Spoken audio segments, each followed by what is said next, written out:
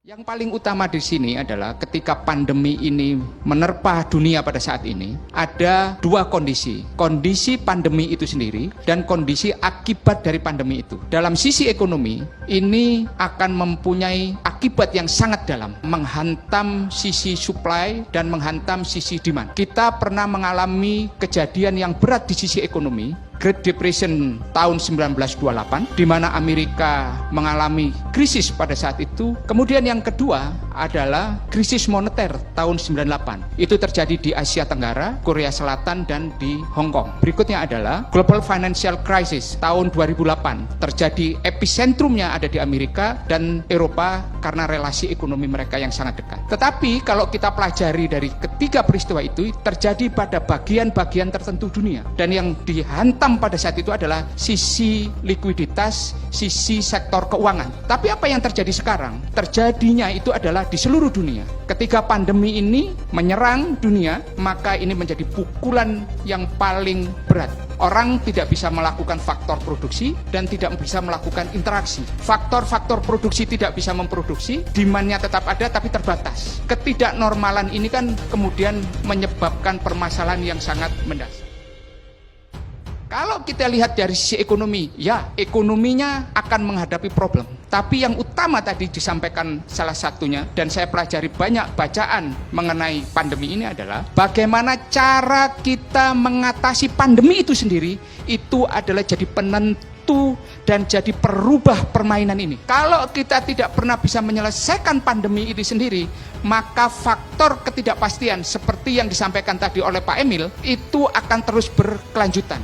Faktor ketidakpastian yang terus berkelanjutan dan berkelanjutannya faktor ketidakpastian ini, maka kita tidak pernah bisa menentukan di mana kita akan mengarah, kemana kita akan pergi. Untuk itu maka harus disiapkan yang namanya worst case scenario. Skenario paling buruk, di titik mana kita harus bekerja dan pada poin apa checklist yang harus kita kerjakan itu harus kita ukur. Saya sudah rapat dengan mitra kerja di Komisi 11 dan kebetulan mitra kerjanya itu adalah Menteri Keuangan, Gubernur BI, OJK, LPS dan sebagainya. Sampai sekarang untuk melakukan mengukur kedalamannya sendiri ini mereka masih sedang meraba. Mengukur rabaannya ini kan kita masih menunggu waktu. Pandeminya sendiri belum bisa diputus kapan ini mencapai puncak dan puncaknya itu kapan dan sebagainya. Ada hitung-hitungan dari Badan Intelijen yang mengatakan nanti sekitar bulan Juli puncaknya dan kemudian turun kapan dan sebagainya. Cara kita mengkonten ini itu akan menjadi game changernya, perubah arah permainan.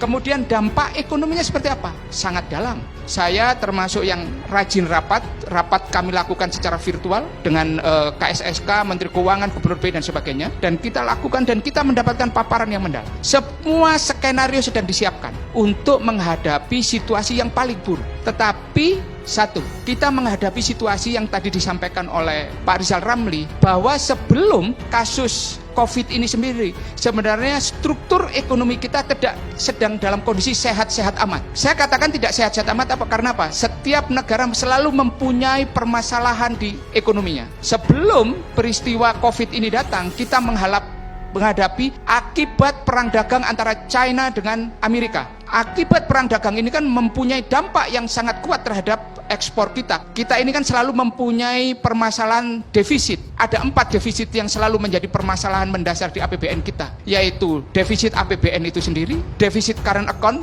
yaitu transaksi berjalan, kemudian neraca pembayaran, balance of payment kita, dan defisit trade kita, yaitu defisit neraca perdagangan. Belum lagi permasalahan dengan primary balance kita, yaitu keseimbangan primer kita yang masih sangat negatif. Permasalahannya pada situasi seperti ini, kita harus sadar, ini adalah keadaan tidak normal. Ketika keadaan tidak normal, jangan berharap statistik ekonomi kita akan menjadi bagus. Kita harus berpikir dengan pikiran yang tidak normal yang sama. Cara yang harus kita tempuh pun juga harus cara yang tidak normal. Pada situasi pandemi ini kan ada yang namanya siapa yang terdampak paling awal.